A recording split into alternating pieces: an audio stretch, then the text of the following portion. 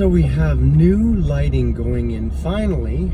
They took it all down last year, and it seems to be only on the following blocks. The one between Furby and Langside,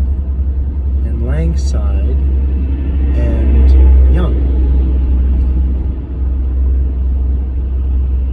What's unusual about this is that it's only on the south side of Broadway. But what's unique is how, when observing the workers from inside the office, they were walking to begin their work and showed a complete disdain for our building. The scowling look on one of the workers' face was actually quite amusing. And, well, I guess you can say it was unwarranted, because our place is not, dilapidated. Our offices are quite clean, and we just recently had the roof done, had some windows put in. We've had a lot of vandalism in the last few weeks. And throughout the summer, we've had a lot of personal belongings for the building stolen off of the property. We've had garbage and paraphernalia that we continue to pick up from the property.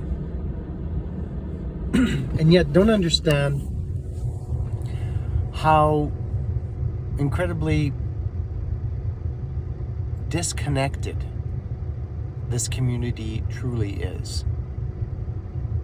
We have just across from 630 a small building that has a traffic volume that would surpass probably, and this is being very, very moderate, it would surpass the local food store. That's how much traffic, pedestrian traffic, goes through this building. And it's obvious to anyone who has some kind of intelligence that there is something illegal being done right outside and inside this building. It has been for many years. And yet, our own securities, meaning police, fire, and ambulance, have done nothing to quash it. So whose responsibility is that? Well, it's not the community's responsibility, because it falls under the categories of illegal. So, for up in Canada, this is an insert to one of our presented subjects. Is it legal? I'm here to tell you that an intelligent person would definitely say, no, it is not legal. And something needs to be done about it. This will also fall under the category of mopping and doping.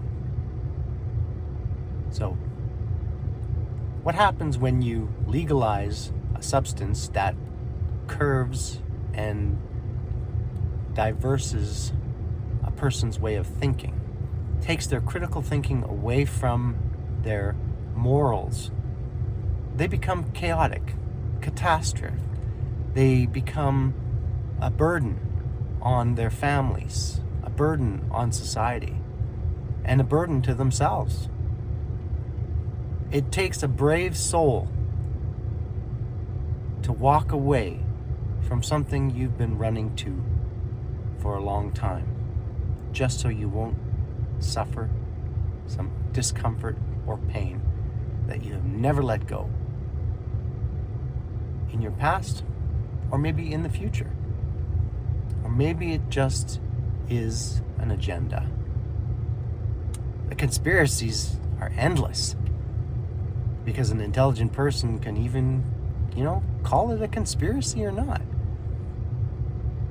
Either way, it's destructive to the human population. And if there are a group of elites out there that want nothing but destruction for the human race, then what is their agenda? Is it greed? Is it self-purpose?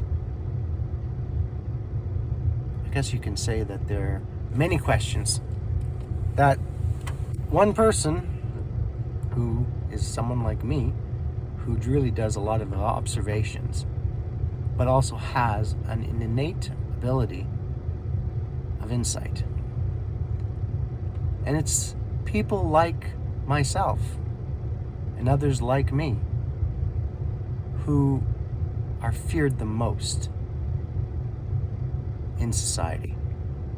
Because no matter how you try to convince us of one narrative in comparison to another narrative, the obvious narrative will always be the outcome. So if we're up in Canada, this is an insert to several questions and several